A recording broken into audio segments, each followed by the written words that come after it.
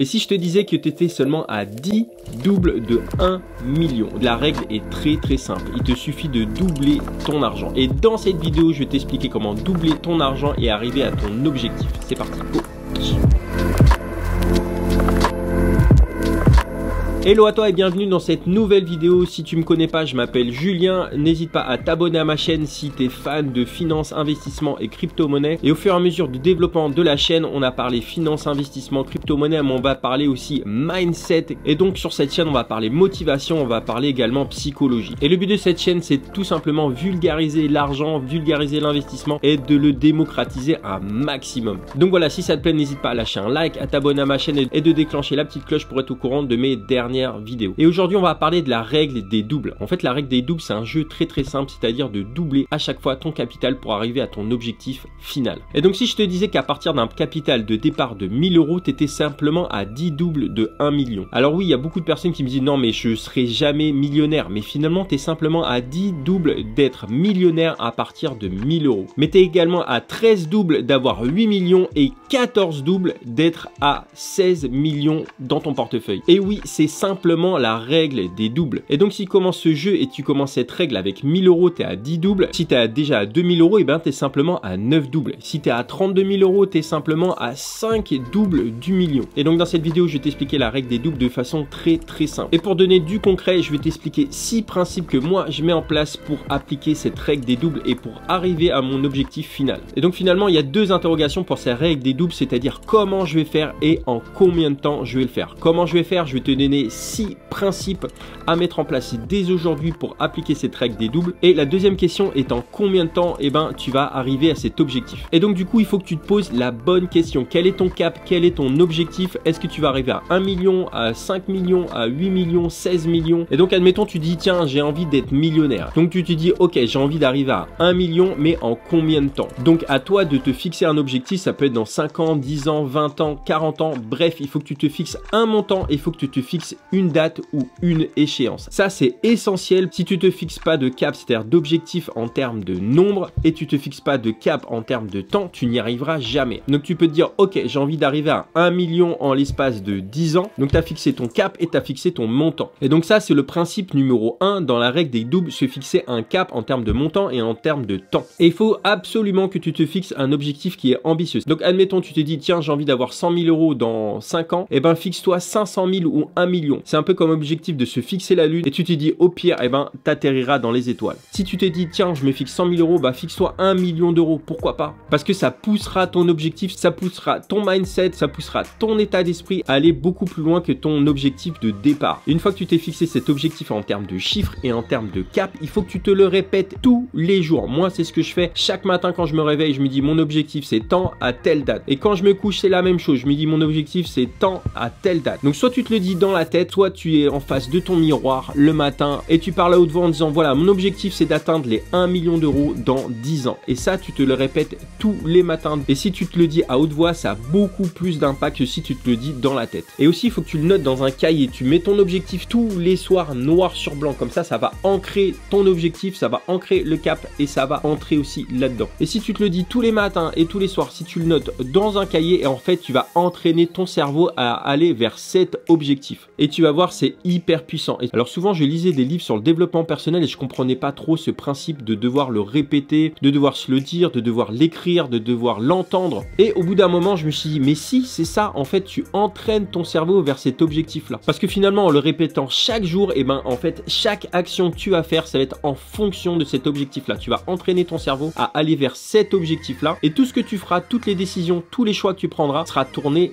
vers ça. Donc ça c'est le principe numéro 1, te fixer un cap, te fixer un objectif et de te répéter ça tous les jours. Et le deuxième principe, c'est de penser double par double. Alors si tu dis ouais ok aujourd'hui j'ai 1000 euros, je vais arriver à 1 million, et ben tu vas voir ça comme une montagne. En fait il faut voir ça un petit peu comme un marathon. Et quand tu te lances dans un marathon, personnellement je me suis lancé dans un marathon il y a 3 ans, et quand je me suis dit tiens je vais me lancer dans un marathon, je me suis dit c'est quand même un objectif assez ambitieux. Alors oui, si aujourd'hui tu te dis tiens aujourd'hui je vais viser les 42 km, tu n'y arriveras pas, ou en tout cas tu auras beaucoup de mal. Mais si tu te dis tiens demain je vais courir 5, après je vais courir 10, après je vais courir 15, 20 et après près 30 pour finalement faire 42, et ben tu y arriveras au fur et à mesure. Et en fait l'argent c'est la même chose. En partant de 1000, et ben tu vas doubler à 2000, 4000, 8000, 16, 32, 64, 128, 256, 512 et 1028. Et donc à partir de 1000 euros, tu peux te dire que tu es à 10 doubles de 1 million, mais il ne faut pas voir la montagne que tu as en face si tu pars de 1000 euros. Il faut voir étape par étape. Donc c'est-à-dire que de 1000 tu passes à 2000 et de 2000 à 4000, 4000 à 8000. Il faut que tu prennes étape par étape. Il faut que tu doubles à chaque fois ton capital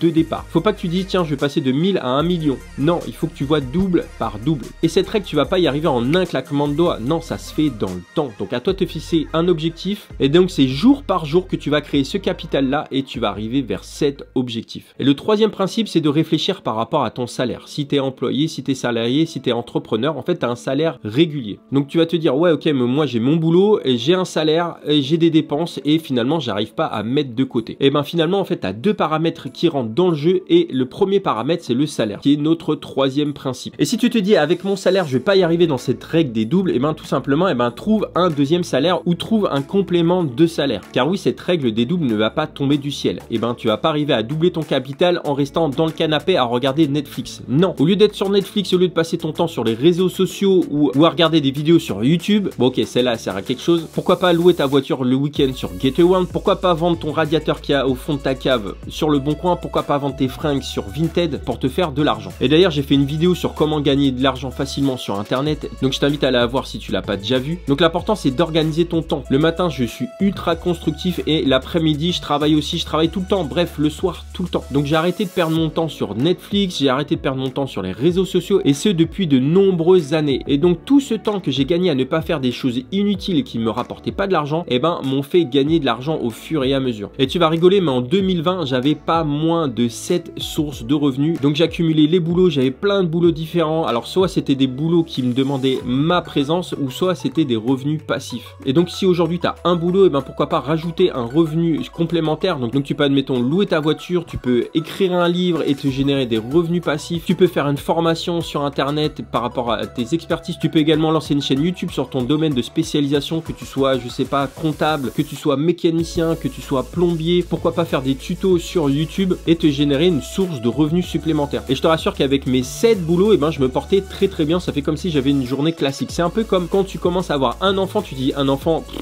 2 enfants, tu dis ah mais en fait 1 c'était facile. Et quand on a 3, tu dis tiens 2 c'était facile et le premier mais c'était easy alors qu'au début c'était hyper dur. Et donc enchaîner les travails ou les sources de revenus, et ben c'est la même chose, c'est une mécanique à l'intérieur. Et donc à toi de te retrouver des sources de revenus supplémentaires pour augmenter tes revenus. Et le quatrième principe donc il est corrélé au salaire, c'est-à-dire de ne pas dépenser, d'être en gros un minimaliste financier. Personnellement, moi je dépense très peu d'argent en fringues, si ce n'est quasiment rien. Donc en gros, il faut sortir de la société de consommation dans laquelle Amazon, Apple nous a mis et n'acheter que ce qui est nécessaire et ce qui est utile. Et donc si tu prends le principe 3 du salaire, c'est-à-dire tu augmentes ton salaire et tu réduis tes dépenses, et ben c'est là que ton capital ne va pas cesser d'augmenter. Et donc la clé essentielle, c'est de ne pas dépenser pour rien. Et donc prenons 2 exemples. Si vous avez une personne qui gagne 100 000 euros et qui dépense 120 000, il est en déficit de 20 000 euros. Et vous prenez une autre personne qui a 50 000 euros et qui dépense 30 000 euros, il a 20 000 euros de bénéfices. Et des personnes comme ça, il y en a des tonnes, des personnes qui vivent au-dessus de leurs moyens. Donc ils s'achètent une maison qui est beaucoup trop grande pour ce qu'ils font, ils achètent une voiture qui est beaucoup trop chère par rapport à leurs revenus et ils ont un train de vie qui est beaucoup plus important que ceux qui gagnent réellement. Et donc chaque mois, il faut que tu mettes de l'argent de côté. Donc admettons, tu as ton salaire, et ben directement, et ben tu fais un virement vers un compte spécial, un compte dédié et où tu placeras tout ton épargne dans l'objectif de doubler à chaque fois le capital. Et donc personnellement, je dépense quasiment rien au quotidien et à chaque fois que je dépense un truc, c'est soit pour la chaîne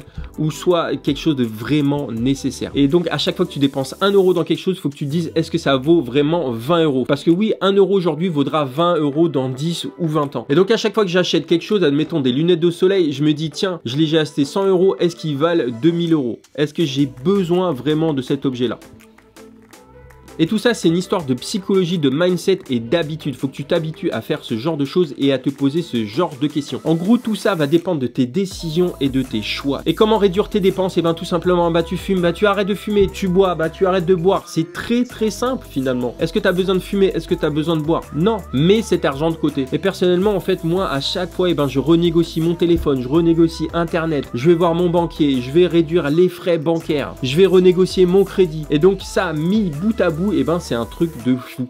Donc admettons tu payes 12 € de frais bancaires par mois. Et ben tu réduis ces frais de 2 € parce qu'ils vont te mettre une assurance dont tu n'as pas besoin, une protection juridique que tu n'as pas besoin et tu vas passer de 12 à 10 €. Et ben tu vas te dire que 2 € c'est que dalle. 2 € par mois, mais dis-toi que finalement ce compte bancaire, tu vas l'avoir pendant 40 ans. Et donc admettons tu as négocié 2 € de frais bancaires par mois et donc tu multiplies par 12 pour avoir le montant annuel, donc on arrive à 24 € et tu multiplies par le nombre d'années où tu vas être dans cette banque et tu vas avoir ce compte là. Donc tu fais 24 x 40, tu arrives à 960 €. Donc en gros tu prends rendez-vous avec ton banquier, ça va te prendre 1 heure et ça va te faire gagner 960 € sur 40 ans. Et là je te parle pas d'inflation parce que ces 960 € vaudront beaucoup plus cher plus tard. Non, là je te parle de chiffres bruts. Donc à toi de négocier ton téléphone, d'aller négocier Internet, d'aller négocier ton crédit immobilier, ton crédit voiture et de réduire un maximum tes dépenses pour arriver à un minimum de dépenses. Donc une fois qu'on a parlé salaire, on a parlé dépenses, et le 5e principe c'est d'investir. Car oui, si tu augmentes ton salaire en ayant un travail supplémentaire, un travail complémentaire, si tu réduis tes dépenses,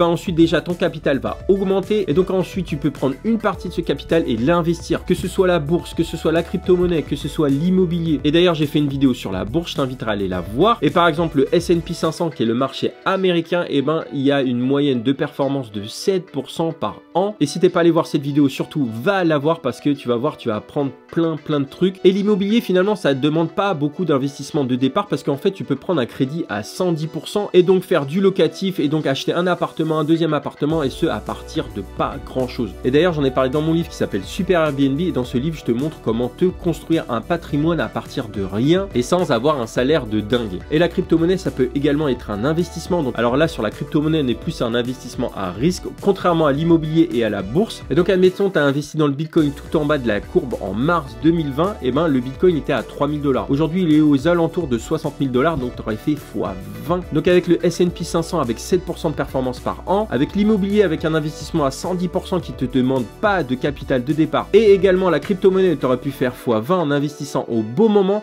c'est pas si compliqué que ça de mettre en place la règle des doubles, c'est-à-dire de doubler à chaque fois ton capital. Et le 6e principe que je t'invite à mettre en place, qui est très simple, c'est de faire une comptabilité tous les mois. Et oui, je t'ai parlé en fait d'entraîner ton cerveau à te dire tiens, mon objectif c'est tant à telle date. Le fait de faire ta comptabilité financière tous les mois, ça va entraîner encore plus ton cerveau à aller vers cet objectif là. Et moi ça fait 6 mois que je mets en place ça, c'est-à-dire que tous les mois je note mes investissements, je note mon épargne, je note combien j'ai sur mon compte courant et je me fixe un objectif. Donc admettons on est en avril 2021, te dis voilà, en mai 2021 il faut que j'ai mis de côté tel montant. Et donc tous les mois je mets combien j'ai sur mes exchanges, je mets combien j'ai sur mes comptes courants, je fais les calculs de tout ça et j'additionne tous les montants et je vois combien j'ai mis de côté, combien j'ai investi. Et donc déjà tu vas entraîner ton cerveau à investir, à mettre de côté, à placer, à ne plus dépenser et à gagner plus. Et en te fixant un objectif sur le mois suivant, tu vas avoir un objectif clair et net qui est défini et où tu vas te dire voilà, dans un mois il me faudra je sais pas 1000 €, 10 000 €, 100 000 € de plus par rapport au mois précédent. Et donc moi personnellement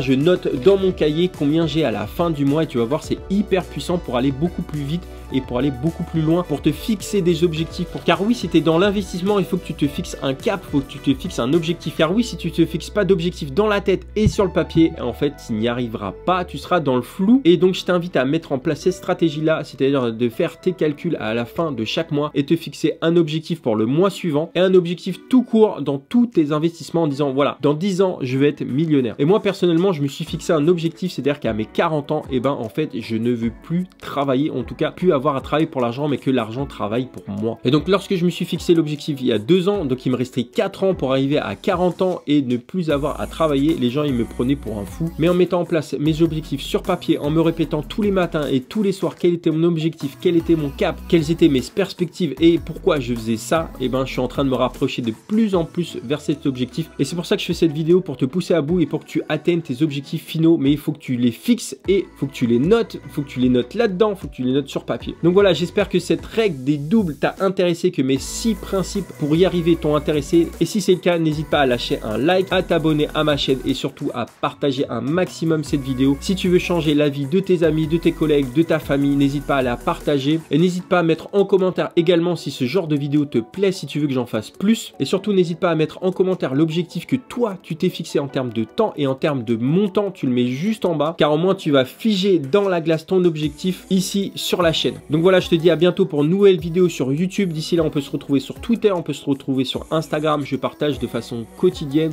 D'ici là, porte-toi bien, je te dis à bientôt. Ciao!